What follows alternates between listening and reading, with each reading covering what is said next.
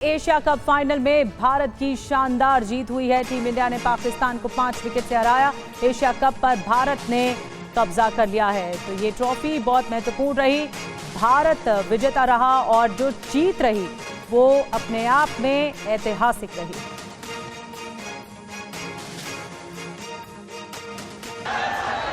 भारत ने Asia cup 2025 के final में पाकिस्तान को 5 विकेट से शिकस्त दे दी। देश झूम उठा। दिवाली से पहले ही आतिशबाजी से रात रोशन हो गई। ये जीत भारत के लोगों के दिलों में छप गई है।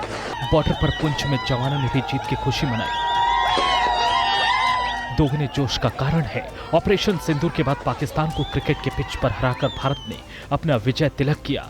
जीत के हीरो रहे तिलक वर्मा, जिन्होंने नाबाद 69 रनों की पारी खेली और एक छोर संभाले रखा। जीत में सबसे बड़ी भूमिका निभाई तिलक वर्मा ने। तिलक ने 53 गेंदों पर नाबाद 69 रनों की शानदार पारी खेली, जिसमें 3 चौके और 4 छक्के लगाए।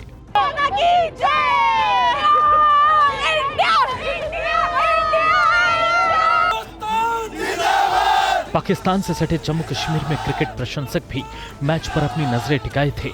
भारतीय टीम ने 9वीं बार एशियाई चैंपियनशिप अपने नाम कर ली। अयोध्या में संतों ने हनुमान जी को लड्डू चढ़ाकर जीत की खुशी मनाई। इधर कप्तान सूर्य कुमार यादव और उनकी टीम ने पहले पाकिस्तानी खिलाड़ियों से हाथ नहीं मिलाने का फैसला किया था और अब मैच की सारी फीस पहलगाम हमले के शिकार लोगों के परिजनों को समर्पित करने का ऐलान किया। और एशिया कप के इतिहास में ये 41 साल बाद लम्हा आया जब भारत ने न केवल जीत हासिल की बल्कि पाकिस्तान को धूल चटाई। ये जीत केवल खेल के मैदान पर विजय तिलक भर नहीं था, बल्कि भारत की आन बान और शान का प्रतीक माना जा रहा है। भारत की जीत से देश झूम उठा। पीएम मोदी ने भारतीय खिलाड़ियों को एशिया कप की जीत की बधाई दी। भारत की जीत पर सोशल मीडिया पर पोस्ट में उन्होंने लिखा, खेल के मैदान पर ऑपरेशन सिंदूर, नतीजा वही, भारत जीत गया। हमारे क्रिकेटरों को जीत की बधाई। यानी जिस तरह से पाकिस्तान को आतंक के खिलाफ भारत ने ऑपरेशन सिंदूर के दौरान घुटने टेकने पर मजबूर कर दिया था, उसी तरह सूर्य कुमार यादव के शेरों ने खेल के मैदान पर पाकिस्तानी खिलाड़ियों को हार स्वीकार करने पर मजबूर कर दिया। भारतीय टीम को बधाई देते हुए केंद्रीय मंत्री किरण रिजिजू ने एक्स पर लिखा, पाकिस्तान को हारना ही था और भारत हमेशा चैंपियन रहेगा। भारतीय क्रिकेट टीम को बधाई। राष्ट्रपति द्रौपदी मुर्मू ने कहा कि टीम ने टूर्नामेंट में एक भी मैच नहीं हारा, जिससे खेल में उनका दबदबा कायम रहा। मैं कामना करती हूं कि टीम इंडिया भविष्य में भी इसी तरह अपना परचम लहराए। समाजवादी पार्टी प्रमुख अखिलेश यादव ने भारतीय क्रिकेट टीम को जीत की बधाई देते हुए कहा, एकता जीत की बुनियाद होती है। एशिया कप जीतने पर भारतीय क्रिकेट टीम के सभी एकजुट खिलाड़ियों, प्रशिक्षकों, सपोर्टिंग स्टाफ और देशवासियों को हार्दिक बधाई और शुभकामनाएं। और पाकिस्तान के प्रशंसक अपने खिलाड़ियों के प्रदर्शन से बेहद नाराज और निराश दिखे। खास करके विकेट कीपर मोहम्मद हारिस के रवैये से बहुत खफा दिखे। दुबई में जैसे ही भारत की जीत के बाद स्टेडियम आतिशबाजी से गूंजा, इधर भारत में भी उससे कहीं ज्यादा आतिशबाजी और लोगों में जोश दिखा। जश्न दोगुना था, मिठाइयां भी बांटी गई। मैच के बाद पाकिस्तान के प्रशंसकों की अपनी टीम से खींच कैमरे पर दिखी। आपने हमें चढ़ाया भी था, हमने देखा भी था और आज हम फिर आए हैं और फिर हार गए हैं, लेकिन कोई बात नहीं, हमने आज क्रिकेट एंजॉय किया। मेरा नाम हादी है और मैं इधर आई हूँ पाकिस्तान का सपोर्ट करने, पर पाकिस्तान ने जीता ही नहीं।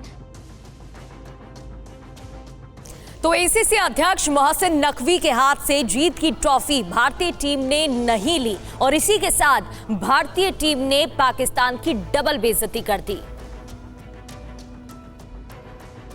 Decided not to take the trophy from the ACC chairman, who happens to be one of the main leader of Pakistan. So we decided not to take it from him.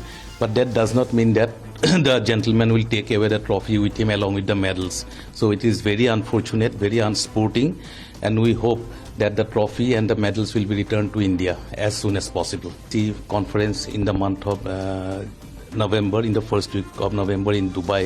In the next conference, we are going to lodge a very serious and very strong protest against the act of the ACC chairperson. और UP में बरेली हिंसा के बाद तौकीर के मददगारों पर गाज गिरनी शुरू हो गई है। कई बिल्डिंग्स को सील किया गया है। रिपोर्ट दिखाते हैं आपको। सीलिंग की ये कार्रवाई बरेली में की जा रही है। पुलिस पिछले दिनों हुई हिंसा के बाद एक्शन में है। बरेली हिंसा के मुख्य अभियुक्त मौलाना तौकीर रजा के करीबियों के खिलाफ शिकंजा कसना शुरू कर दिया गया है। ये बिल्डिंग है मौलाना को पनाह देने वाले फरहत और उसके भाई आरिफ की। बीडीए ने इसे सीलिंग कर दिया है। Sky Lark Hotel, Flora Garden Banquet Hall, हाफम लॉन बैंक्वेट हॉल समेत कुल 4 बिल्डिंगों को बीडीए ने सील कर दिया है। बाकी लोगों के खिलाफ भी पुलिस कार्रवाई की तैयारी में है। जो भी आरोपी हैं उनको भी हम लोग डिटेल स्टडी कर रहा है। उन लोगों को प्रॉपर्टीज है जो व्हाटएवर इनको वायलेशंस है उसी के लेकर हम लोग स्टडी कर रहा है।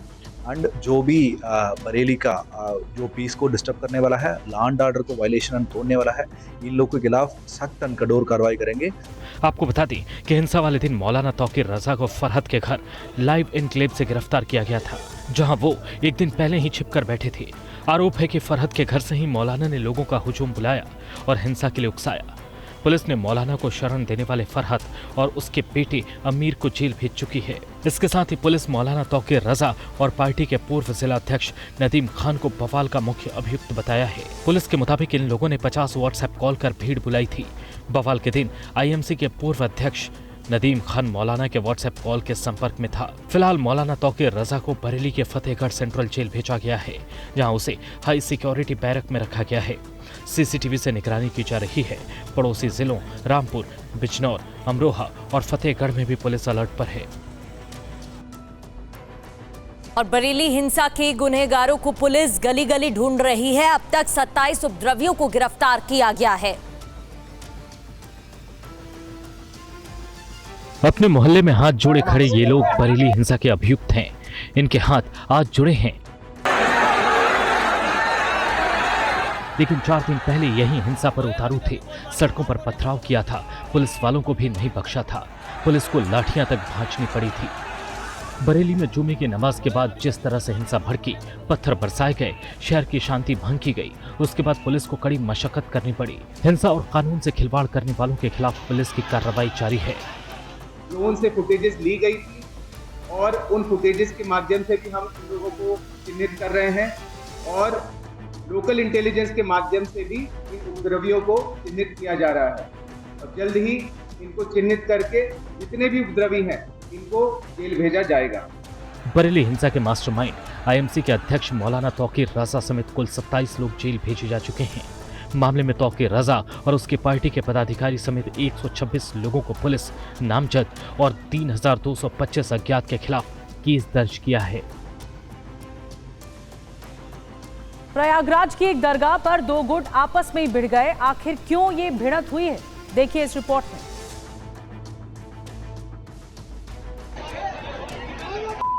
ये तस्वीर प्रयागराज की है, जहां गाजी मियां की दरगाह पर जमकर मारपीट हुई।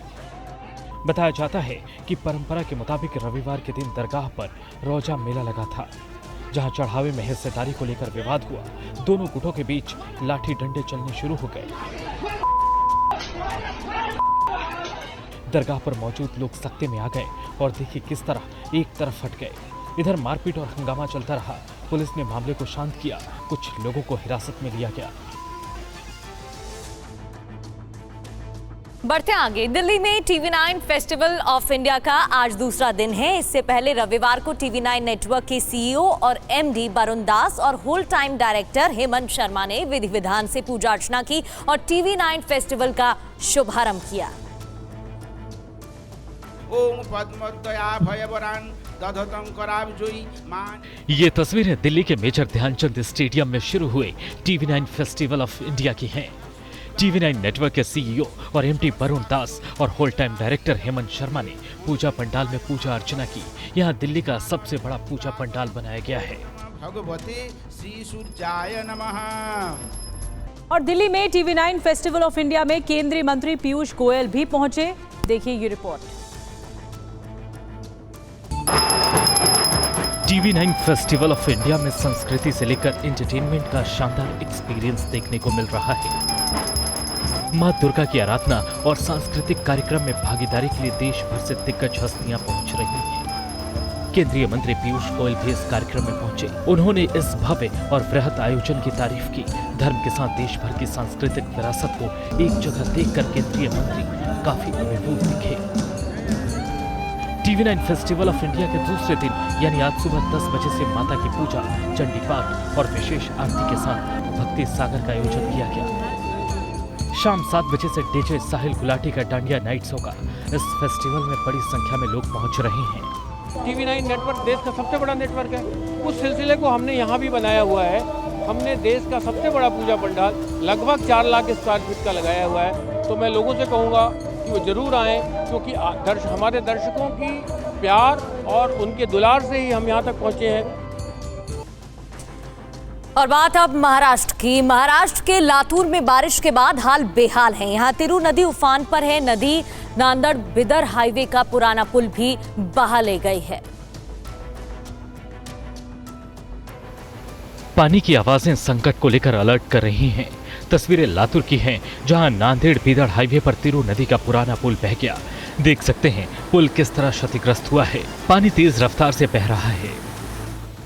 इसकी वजह से जलकोट उदगीर मार्ग बंद हो गया। दरअसल हाईवे का निर्माण करीब 7-8 साल पहले पूरा हो चुका था, लेकिन तिरू नदी पर नए पुल का काम अब तक अधूरा ही पड़ा है। लगातार 15 घंटे से हुई मूसलाधार बारिश ने इलाके में बाढ़ जैसे हालात पैदा कर दिए हैं। इधर राज्य में बाढ़ और बर्बादी के हालात को लेकर उप मुख्यमंत्री एकनाथ शिंदे ने ठाणे कलेक्टर कार्यालय में 5 जिलों की स्थिति की समीक्षा की। बारिश ज़्यादा भी हो तो उसका मुकाबला करने के लिए हमारी पूरी यंत्रणा तैयार है। बोट से लेकर पूरी तरह पंपिंग की व्यवस्था है। जहाँ पानी भरेगा वहाँ पंपिंग करके उस पानी को निकाला जाएगा, लोगों को राहत दी जाएगी। कई जगह पर जो C1 की बिल्डिंग है ठाणे में, भिवंडी में, उल्लासनगर में, उसके ऊपर भी ध्यान रखने को कहा है, क्योंकि अगर ज़रूरत है तो उनको भी शिफ्ट किया जाएगा।